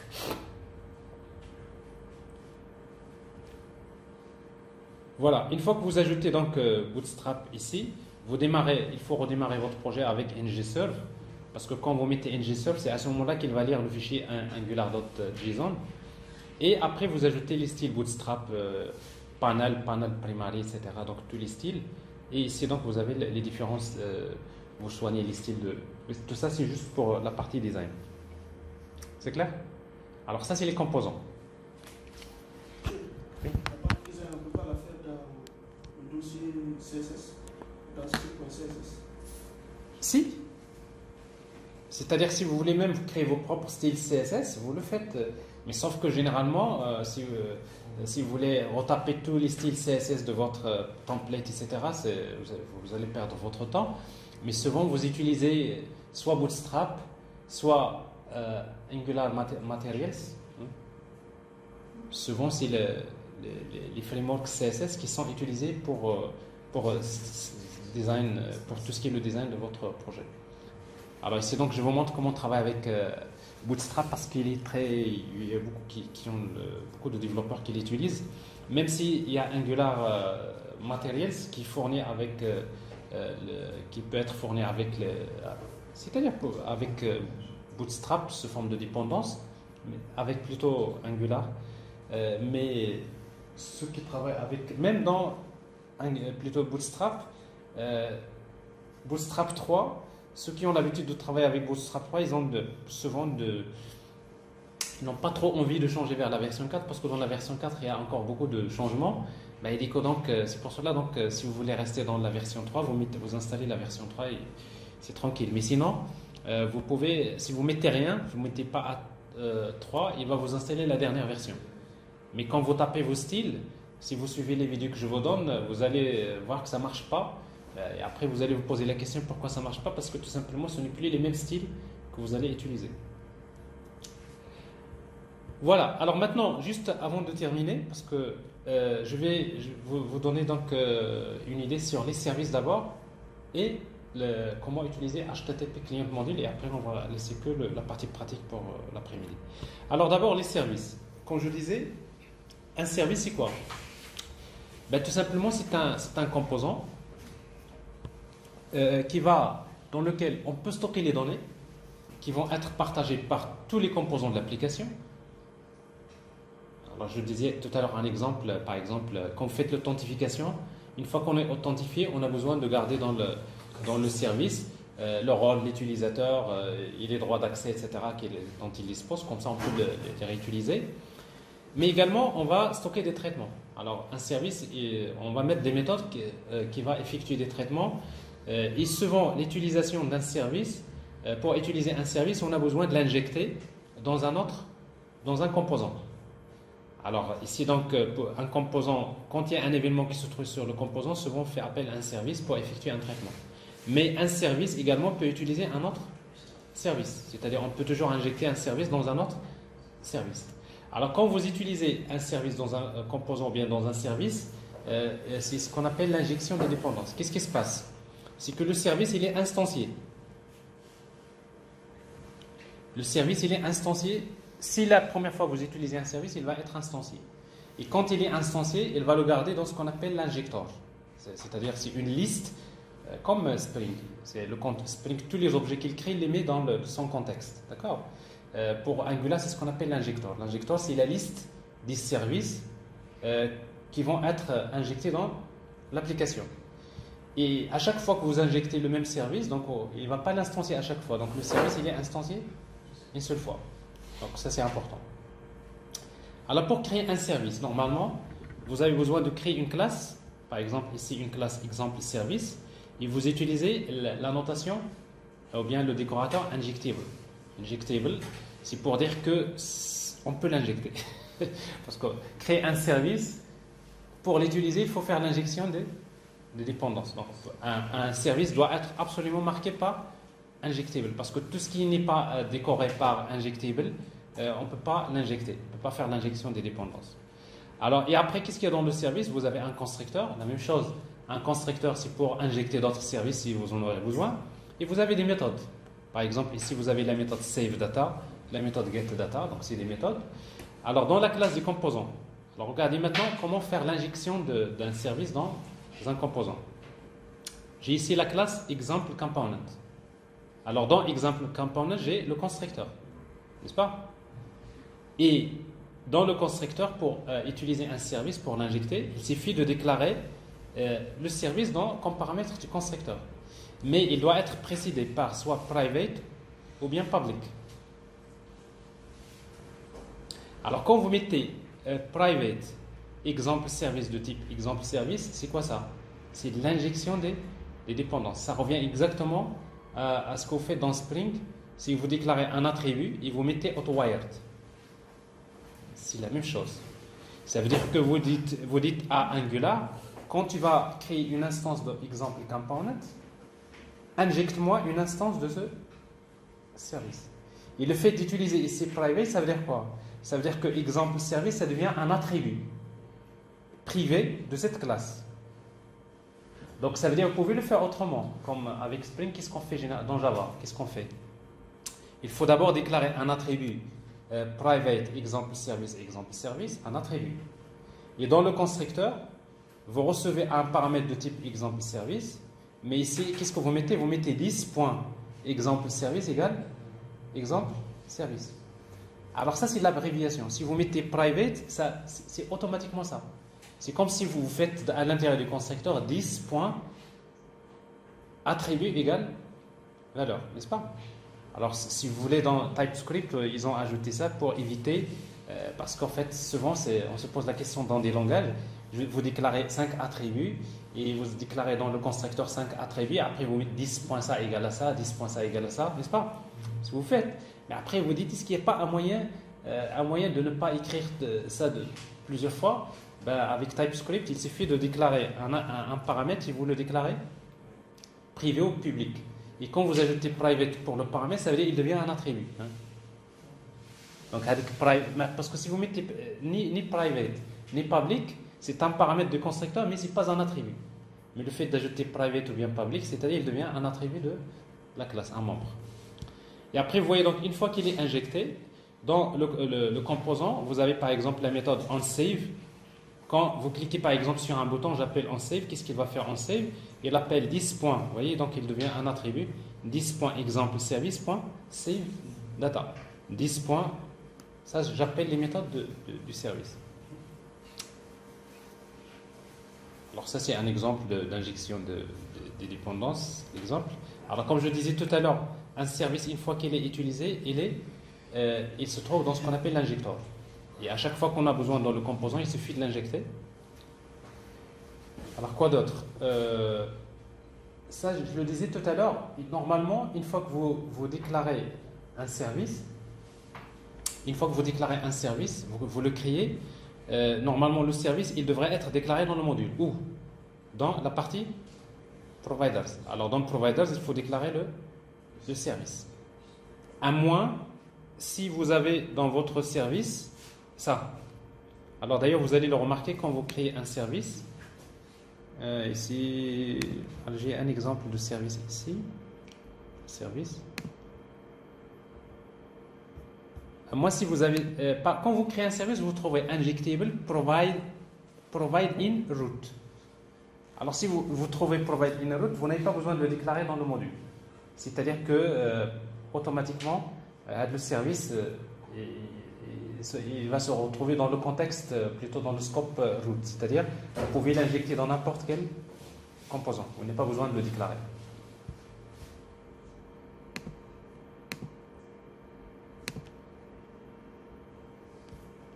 Mais sinon, si vous n'avez pas provide in root, par exemple, il faut le déclarer dans providers. C'est bon?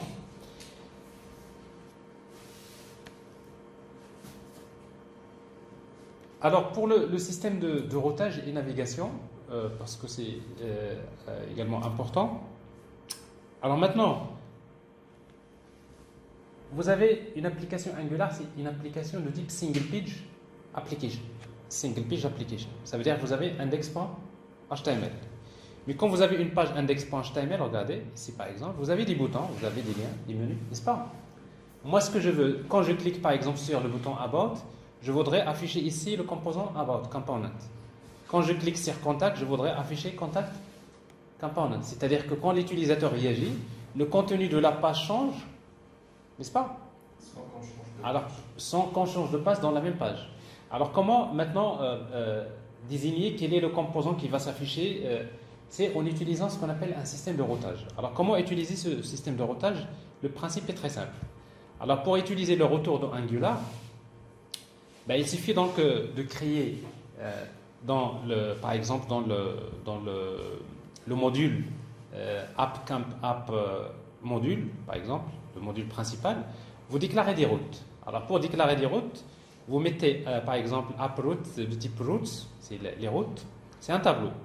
Et vous définissez les différentes routes. Chaque route est définie par, d'abord, le path. Le path, c'est en fait c'est le path qu'on va utiliser pour cette route. Par exemple, ici, le path c'est about. Et quel est le composant associé? C'est slash, plutôt c'est about component. Ça veut dire quoi? Ça veut dire que ici, si je tape localhost slash about, vous voyez donc about c'est le path, n'est-ce pas? Quand vous mettez slash about, automatiquement Angular, il sait que vous avez spécifié quelle route. C'est about, ça c'est la route. Automatiquement, qu'est-ce qu'il va faire? Il va chercher le composant qui s'appelle about. Il va l'instancier, mais après il va vous l'afficher quelque part. Mais où est-ce qu'il va l'afficher? Il va l'afficher donc je reviendrai tout à l'heure à ça. Vous avez un autre path. Contact, c'est contact component, ainsi de suite. Donc vous créez les paths, pour chaque path vous lui associez le composant. Mais après, vous avez la route par défaut. Donc, c'est-à-dire, si vous mettez localhost, vous mettez rien, c'est-à-dire le path égale à quoi? Une chaîne vide. Alors, quand vous mettez rien, et on va faire une redirection vers quoi? Redirect to about. Alors, quand vous mettez redirect to / about, automatiquement, c'est-à-dire quand vous tapez localhost sans rien mettre, automatiquement, il va vers / about. Donc, automatiquement, si vous voulez, c'est une manière de rediriger vers la route par défaut. Et dans ce cas-là, n'oubliez pas de mettre path match égale full, c'est-à-dire que ça représente c'est-à-dire le nom complet le nom complet de la route.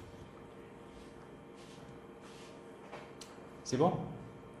Alors maintenant, si vous voulez, donc ça c'est d'abord, il faut déclarer les routes. Et quand vous déclarez les routes, il faut maintenant dans le module, quelque part, vous allez trouver ça. Il faut importer un module qui s'appelle router module. Il faut l'importer. Et on va le configurer. Et pour le configurer, on va lui dire for route. Tu vas utiliser les routes suivantes. Comment elles s'appellent les routes? Le tableau s'appelle app routes. Vous dites au routeur, tiens, voilà mes routes. Et après, dans votre application, par exemple, dans le fichier app about component, qui est le route component, regardez ce que je vais faire. Donc, je vais créer un div. Je vais créer deux boutons. Un premier bouton about et un bouton contact. Alors maintenant, pour naviguer, quand je clique sur about, vous avez un moyen. Utilisez router link.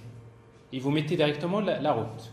Comment il s'appelle la route? C'est / about. Ça veut dire quoi? Quand je clique sur about, j'appelle la route / about. Quand je clique sur contact, j'appelle la route / contact. Mais maintenant, quand vous mettez / about, il va chercher le composant about. Oui, mais où est-ce qu'il va l'afficher? Ben, dans la page app-component.html, on devrait absolument avoir un élément qui s'appelle router outlet. Donc ce router outlet, ça veut dire que ce composant-là, il va être affiché ici. Donc quand il cherche le composant, il va l'instancier, il va l'afficher où? Ben, il va l'afficher à l'intérieur de l'élément router outlet. Parce que si vous n'avez pas cet élément-là, votre composant ne s'affichera jamais. Pourquoi? Parce que lui, quand il instancie le composant, il regarde où est-ce qu'il va l'afficher, il ne trouve pas router outlet, donc il ne l'affiche pas. Donc c'est pour cela qu'il faut que dans votre page template, maintenant c'est ce que vous voyez là, c'est la page template, dans laquelle vous avez les menus, vous avez tout, mais en même temps quelque part vous avez router outlet. C'est là où on va mettre des contenus. Vous pouvez créer plusieurs router outlets en fonction des pages template, mais ça c'est le principe de base. Est-ce que c'est clair? Alors ça c'est pour le système de routage, router. Mais il y a parfois un moyen qui est important. Parfois, au lieu d'utiliser router link directement ici, on peut le faire autrement. Qu'est-ce qu'on va faire? On va utiliser ici, dans le bouton about, vous utilisez click. Quand je clique sur le bouton, j'appelle on about. Alors regardez on about, dans la classe du composant on about, qu'est-ce que je vais faire? Ben, maintenant, je vais le faire avec du TypeScript. Comment? Ben, vous avez besoin d'injecter le routeur. Alors pour naviguer, pour injecter le routeur, il suffit donc dans le constructeur de déclarer un objet de type router. Et dans ce cas-là, vous utilisez this.router.navigate ou bien navigate by URL, la même chose, navigate. Et qu'est-ce que vous spécifiez là directement? La route. Et quand vous dites ça, donc automatiquement, c'est comme si vous mettez router link. Donc il va naviguer vers la route. Donc souvent, ça c'est une manière statique, mais ça c'est important si vous voulez le faire d'une manière dynamique. Parce que quand vous faites ça, vous avez le moyen de transmettre des paramètres à la route et ça va vous donner plus de possibilités par la suite.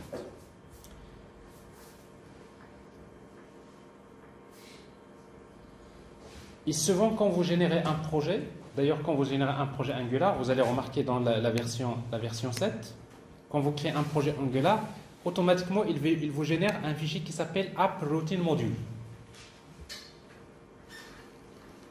Il crée carrément un module pour gérer les routes. Et dans lequel, souvent, à chaque fois que vous ajoutez un composant, il ajoute une route ici.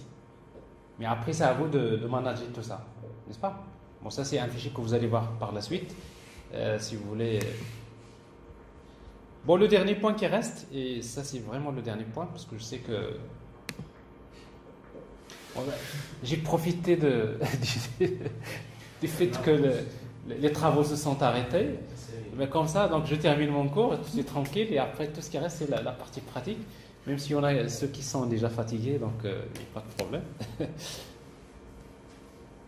Voilà, le dernier c'est quoi? C'est comment utiliser donc l'interaction de la partie front-end avec la partie back-end. Parce que quand je clique sur un bouton, j'ai besoin d'envoyer une requête HTTP vers la partie back-end pour récupérer les données JSON et je voudrais les afficher, etc. Alors pour cela, vous avez besoin d'utiliser un module qui s'appelle HTTP Client Module. C'est un module. Alors pour l'utiliser, il faut le déclarer ici. Il faut le déclarer quelque part dans votre module principal, n'est-ce pas? Donc il faut importer HTTP client module. Vous voyez, tout à l'heure j'ai parlé de forms module, n'est-ce pas? Router module. Alors ça c'est pour le module de routage, de gestion des routes. Forms module c'est pour les formulaires. Ici vous avez HTTP client module. Alors une fois que vous le déclarez dans le module, maintenant si vous voulez utiliser donc HTTP, ben, c'est très simple. Ben, vous avez dans un service par exemple ou bien dans un composant, peu importe. Alors il suffit d'injecter un objet de type HTTP client. Et pour l'injecter comme service, il suffit de déclarer dans le constructeur private par exemple HTTP de type HTTP client. Alors si vous suivez les vidéos dans la version 4, il y a une différence par rapport à la version 5. Dans la version 4, on utilisait tout simplement un objet qui s'appelle, d'abord dans la version 4, le module s'appelait HTTP client, HTTP module. Il n'y a pas de client. Donc, à partir de la version 5, ils ont changé, ils ont abandonné l'ancien, ils utilisent HTTP client module. Ça veut dire que dans votre cas, vous allez utiliser HTTP client module. Alors dans la version 4, au lieu de déclarer un objet de type HTTP client, vous utilisez HTTP tout court, un objet. Donc dans notre cas ici, dans la version 7 ou bien la version 6 ou 5, etc., vous utilisez directement HTTP client. Donc c'est ce que vous allez utiliser vous. Alors si vous avez donc le service HTTP, ben, qu'est-ce que vous allez faire? Ben, tout simplement, vous avez des méthodes. Par exemple, si je veux envoyer une requête vers HTTP localhost 8080, alors c'est quoi ça? C'est la partie backend. / tasks. Par exemple, je voudrais récupérer la liste des produits. Qu'est-ce que je vais faire? Bon, la méthode du service, qu'est-ce qu'il va retourner? Return 10.http.get. Alors quand vous mettez get, ça veut dire quoi? Vous envoyez une requête avec get. Et après, vous avez .post, .put, .delete. Donc j'envoie une requête HTTP vers la partie backend. Mais il faut faire attention. Quand vous utilisez get, qu'est-ce qui se passe? J'envoie une requête HTTP, ça c'est le host, / tasks. Bon, ça c'est, j'envoie une requête vers la partie backend. C'est une instruction qui n'est pas bloquante. Il n'est pas bloquante. C'est-à-dire quoi? Le point get, il ne va pas attendre jusqu'à ce que la réponse arrive pour retourner le résultat. C'est ça la programmation réactive. Parce que si on fait ça, on va bloquer l'interface de l'utilisateur. Parce que vous savez que JavaScript utilise un seul thread. Donc si l'opération get est bloquante, ça veut dire que dès que j'envoie la requête, si la requête prend beaucoup de temps pour avoir la réponse, votre interface il va être bloquée. Vous ne pouvez rien faire entre-temps. Alors que dans la programmation réactive, c'est que toutes les opérations ne sont pas bloquantes. Toutes les opérations ne sont pas bloquantes. Ça veut dire quoi? Ça veut dire que get, il envoie la requête, mais automatiquement il retourne. Encore, il y a le pattern observer. Il retourne un objet de type observable. Donc tout ce qui est retourné par les méthodes get, tout ça, c'est des objets observables. Ça veut dire quoi? Il retourne un observable à qui? Au composant. Et qu'est-ce qu'il va faire le composant? Regardez, le composant ici. Dans le composant, on va utiliser le service. Donc ça veut dire que j'ai besoin d'injecter authentication, par exemple, service, le service. Et dans mon composant, qu'est-ce que je vais faire? Je vais utiliser 10.authentication service, par exemple, .getTasks. Normalement, quand vous faites getTasks, qu'est-ce qu'il vous retourne? Il vous retourne un objet de type observable. C'est pour cela qu'il faut ajouter .subscribe. Alors ça veut dire quoi? J'appelle le service, il me retourne un objet observable, je fais un subscribe. Ça veut dire quoi? Je lui dis, j'attends les résultats. Le composant va lui dire, j'attends les résultats. Et du coup, donc, la méthode subscribe, elle reçoit des callbacks. Donc la première, c'est quand il y aura une réponse, ben, tout simplement, il va vous envoyer la réponse. Alors, data que vous voyez là, c'est quoi? C'est la réponse retournée par la requête HTTP. Donc ça veut dire que j'envoie la requête HTTP, il récupère les données par défaut, il suppose que les données sont en format JSON, donc il va les formater en objet de JSON de JavaScript. Et du coup, donc, ici, donc, vous avez data que vous récupérez. Et qu'est-ce qu'on va faire avec ce data-là? Ben, il suffit donc ici, donc, j'ai un attribut qui s'appelle tasks, 10.task égale data. Qu'est-ce que je fais là? Quand j'appelle cette méthode, j'attends, une fois que les données arrivent, ben, ils vont être stockés ici. Et quand ils sont stockés là, ben, il suffit d'aller vers la partie HTML, vous faites for each, vous faites les boucles et vous affichez. Donc ça veut dire quoi finalement? Rien n'est bloqué dans votre interface. Vous pouvez continuer à faire des choses dans l'interface, vous cliquez sur plein de boutons, vous envoyez des requêtes, mais dès que les réponses arrivent, ben, les données vont, il y a le data binding qui va faire que les données vont s'afficher automatiquement. Alors c'est donc, mais s'il y a erreur, donc vous avez donc deux callbacks, soit la première c'est success et la deuxième c'est error. Alors error, ça veut dire que s'il y a un message d'erreur, alors quand il y a un message d'erreur, on fait autre chose, on va faire un log, mais ça c'est juste un exemple extrait d'un exemple d'application qui ne représente pas celui que vous allez utiliser ici. C'est clair? Alors ce qu'il faut retenir dans là, c'est que pour utiliser HTTP client, il faut injecter HTTP client dans le service ou bien dans le composant. Donc si vous ne voulez pas utiliser le service, vous pouvez l'injecter dans le composant. Et dès que vous voulez envoyer une requête HTTP, il suffit d'utiliser 10.http.get ou bien .post ou bien .put ou bien .delete. Et quand vous faites .get ou bien .put, il faut le suivre avec un subscribe. Et dans subscribe, vous avez deux callbacks. La première, c'est s'il y a des données qui arrivent, c'est-à-dire status code égal de 100, donc vous avez une réponse. La deuxième, c'est que vous avez un status code qui est différent qui représente une erreur. Ça peut être 404, 403, 400, je ne sais pas quoi. Alors dans ce cas-là, ici, donc, on va traiter l'erreur. Voilà, alors voilà ce qui concerne la partie courte de Angular. C'est une partie extrêmement importante, d'abord pour vous, parce que ça c'est quand vous faites le développement web, en tout cas donc, vous aurez besoin de maîtriser un framework Angular, c'est vraiment un acquis. Pour nous c'est très important parce que dans l'ETP que vous êtes en train de faire, une fois que vous terminez la partie back-end, les microservices, vous avez besoin de créer la partie front-end web, on va l'utiliser. Et troisièmement, parce que vous aurez à faire un cours sur le développement mobile. Et quand vous allez faire le cours sur le développement mobile, on va travailler avec Ionic et on va supposer que ça c'est connu. Donc c'est un prérequis. Hein, si vous voulez, donc, si vous connaissez Angular, pratiquement vous pouvez dès demain commencer à travailler avec Ionic. Donc vous allez voir, c'est vraiment quelque chose d'assez simple. C'est bon? Voilà, alors donc ça c'est la partie cours. Donc vous pouvez, je vais vous donner le cours, je l'ai enregistré. Donc vous pouvez le réécouter. Donc je sais que parfois quand vous avez faim, il y a quelqu'un, sûrement vous avez faim. Ne me dites pas non. Ah, si vous avez faim, généralement la tête ne pense pas trop. Alors quand je compile cette vidéo, je vais vous la donner, sachant qu'il y a déjà une version en ligne que vous pouvez réécouter.